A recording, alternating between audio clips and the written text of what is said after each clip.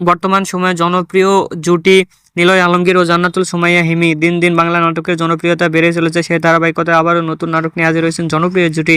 নাটকটির নাম ব্যাকপ্যাকে ভালোবাসা। এই নাটকটিতে অভিনয় করেছেন বর্তমান সময়ের আলোচিত অভিনেতা নিলয় আলমগীর ও আলোচিত অভিনেত্রী জান্নাতুল সুমাইয়া হিমি।